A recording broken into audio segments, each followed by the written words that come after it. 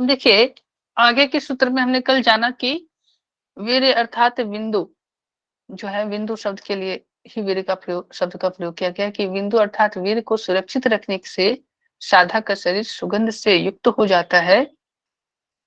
जब तक साधक के शरीर में वीर्य सुरक्षित रहता है, तब तक उसे मृत्यु का भय नहीं होता।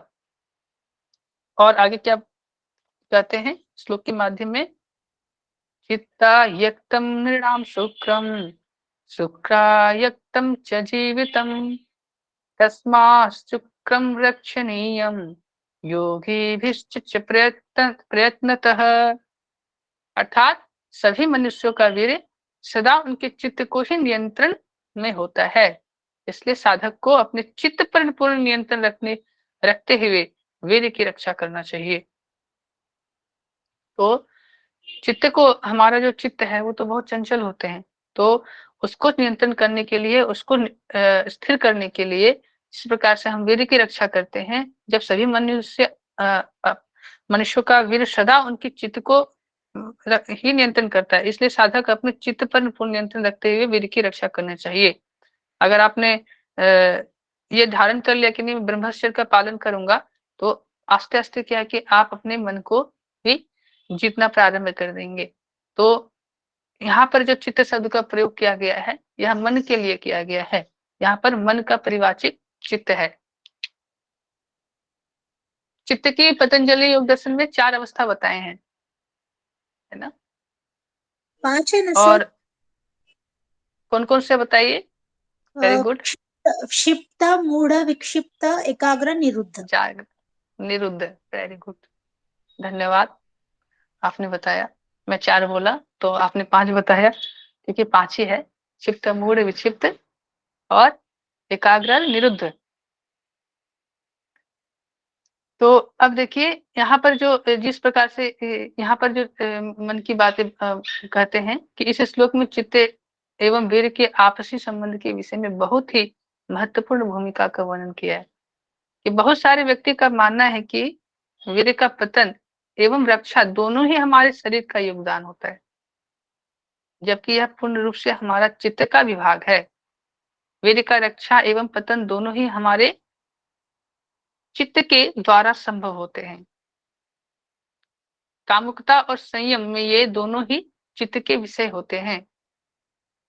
और जब हमारा शरीर क्या है, हमारा शरीर तो मात्र इनकी इच्छा को पूरा करने के लिए साधना के रूप में कार्य करता है। वीर्य को चित्त द्वारा ही पूर्ण रूप से वश में किया जा सकता है। अब देखिएगा कि ये बहुत सारे आचार्यों द्वारा उपदेशित एवं अनुभव किया हुआ प्रमाण है कि यहाँ तक कि जब कोई पुरुष अत्यंत खूबसूरत स्त्री के साथ समूह आदि क्रिया करता है, तो वह अपने वीर्य को चित्त के संयम से ही सुरक्षित रखता है। इस प्रकार की बातें कही जाती है। जिन व्यक्तियों का संभोग के दौरान जल्दी वीर्यपात होता है, उसके लिए उनका कमजोर चित्त तथा मन ही दोषी होता है। अपने चित्त के ऊपर पूर्ण नियंत्रण प्राप्त कर लेने पर संसार की कोई भी स्त्री संभोग के दौरान उसका वीर्यपात नहीं करवा सकती। तो इस प्रकार की इसकी महिमा बताते हैं। चित्त को नियंत्रण करना, मन को वश में करना, वीर्य की रक्षा करना, वीर्य को माने ऊर्ध्वगामी करना, अपने ओज तेज को माने कि प्रदर्शित करना, प्रतिभाषित करना। स्वामी विवेकानंद के जीवनी को हमने पढ़े हैं, उनमें ऐसे योग साधना थे कि उनका वीर्य जो है इस प्रकार से अधोगामी होते थे कि उनके कर्मेंद्रिय द्वार से जो है वहां से उनके माने कि वीर्य का स्थगित हो जाते थे, कि वीर्य को ऊर्ध्वगामी करते थे। इस प्रकार की बातें लिखी गई है। कोई स्वामी विवेकानंद के जीवनी को पढ़ेंगे तो आप जानेंगे। स्वामी दयानंद योग सरस्वती, वो माने कि वीर्य की ब्रह्मचर्य का पालन करने का क्या महत्व है, उनके जीवनी को पढ़ेंगे तो जानेंगे कि कितने बार उनको विष पिलाने का भी प्रयास किया गया था। उनको माने कि मारने का षड्यंत्र रचा गया था। कई बार विष पिलाने के बाद भी उनकी मृत्यु नहीं हुई। उनको अपने क्रिया के द्वारा उनको निष्कासित कर दिया, बाहर निकाल दिया। लेकिन जीवनी को मैं अभी थोड़ा सा रिकॉल कर रहा हूँ, हमें भी पढ़ना है फर्स्ट यूनिट में। जब उनको जहर दिया गया था, इस प्रकार की जहर दी गई थी, वो भी कांच के चूर्ण बना करके, शीशे को तोड़ करके पाउडर बना करके उनके साथ दिया गया था। तो फिर भी वो पारस पारस नाम का जो विष होता है उसके साथ मिलाया गया था। तो क्या हुआ कि वो उनके शरीर अंग प्रत्यंग जो है उनके कट कट के गिरने लगे, उनके शरीर से, माने कि जब पसीना निकलता था तो वहां से भी उनके वो कांच का अंश निकलता था। पेट भी कट कट के माने कि अंग वो इतना घातक था कि पेट से भी जब निकलते थे, शौचालय आदि क्रिया करते थे तो रक्त का पात होता था। तो फिर भी उनका माने कि मृत्यु इतना सहज नहीं हो, क्योंकि वो इंद्रजीत थे। वो वीर को रक्षा, वो ब्रह्मचर्य का पालन किए थे। तो उनमें एक ऐसी महिमा थी कि वो अपने इच्छा से उन्होंने अपने देह को त्याग किया। उन्होंने बोला कि हे ईश्वर, कुछ इस प्रकार से वाक्य बोले, अब मैं आपके शरण में आ रहा हूँ, या जो तेरी मर्जी। इस प्रकार से उन्होंने, उनके जीवनी को पढ़ेंगे हम, जानेंगे तो बहुत अच्छा लगेगा। और मैं कोशिश करूंगा ये सत्र जो है योगियों का जीवन परिचय वो मैं आप सभी कर लूं, गुरु जी से मैं आग्रह करूंगा। तो हम जानेंगे उनके जीवनी को। तो वीर के रक्षा की महिमा किस प्रकार बखान करते हैं।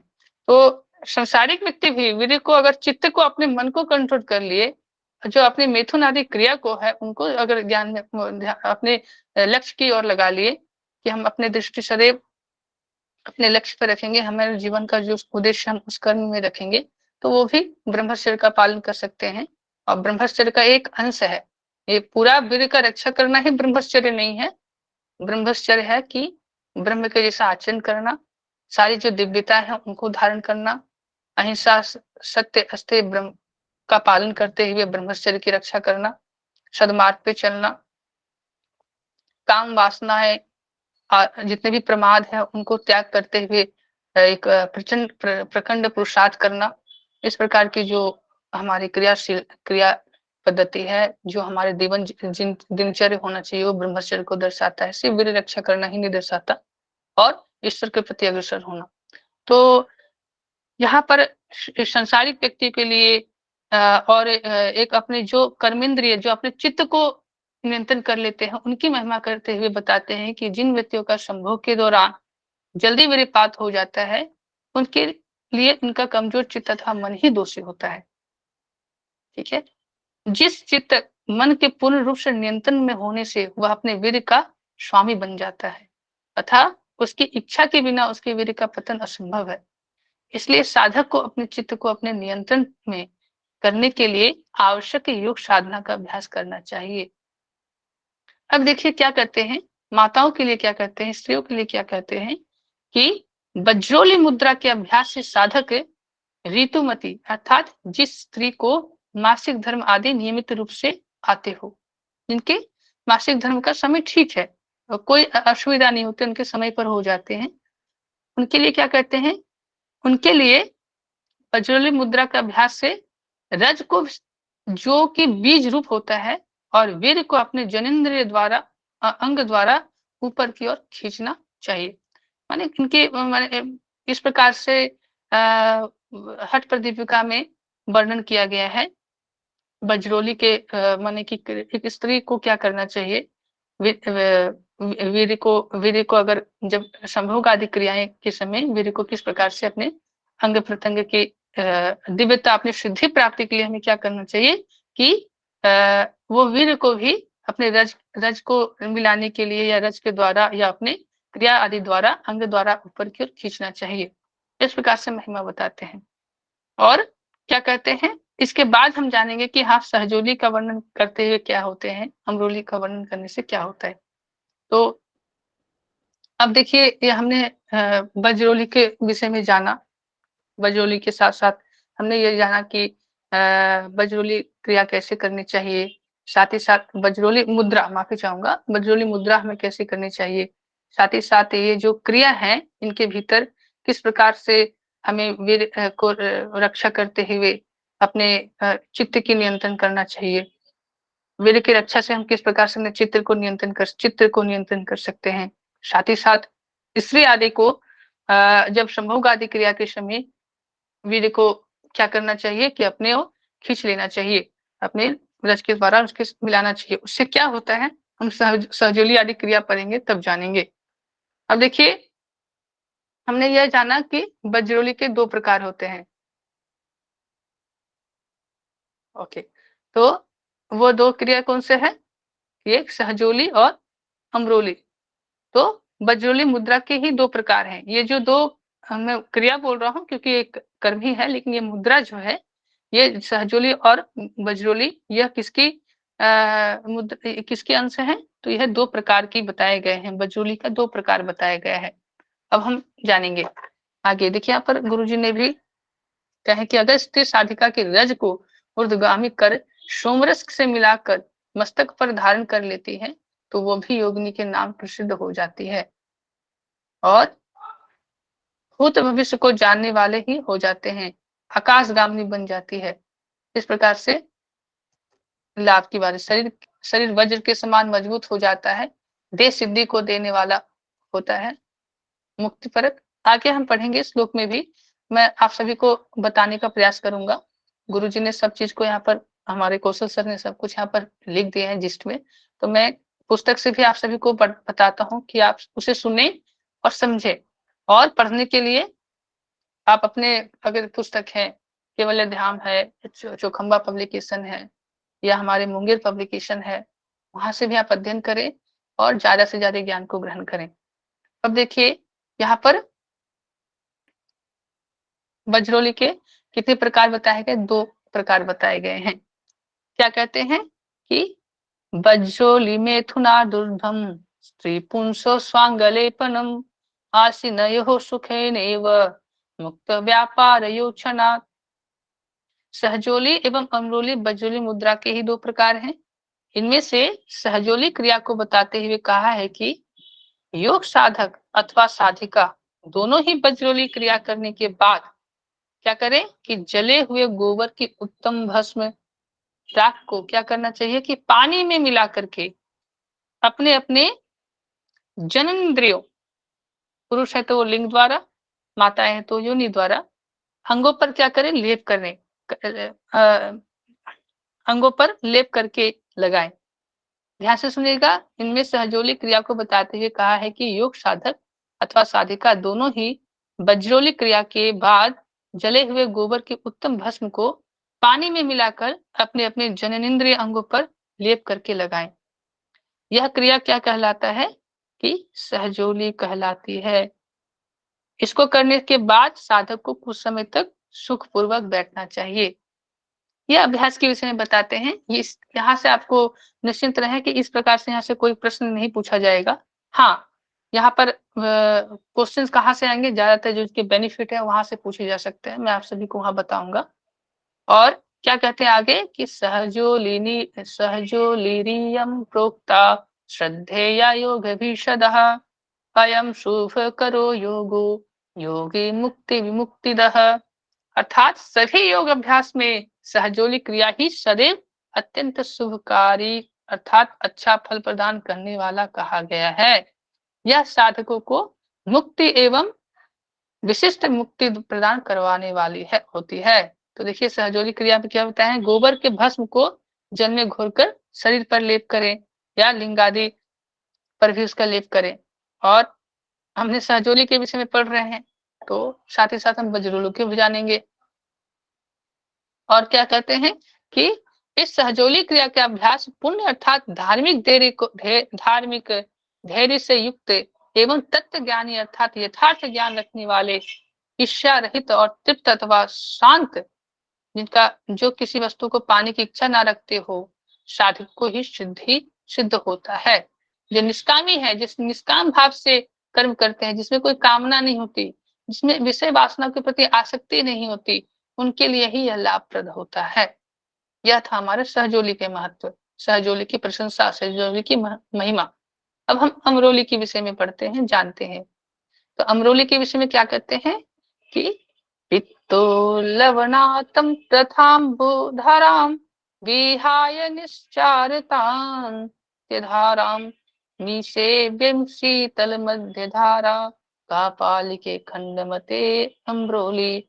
अर्थात अम अम अमरियम पिबेक नित्यम नश्ये कुर्वन् दिने दिने वज्रोलिम अभ्यसेत सम्यक सम्यक अम्रोलीति कथ्येत।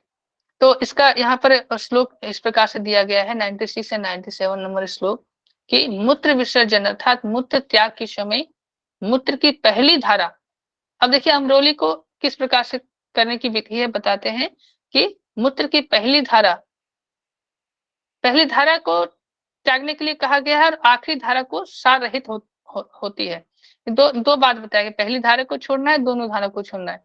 इन दोनों को छोड़कर मध्य अर्थात बीच की धारा को पीने का उपदेश सभी खंड कपालियों द्वारा किया गया है।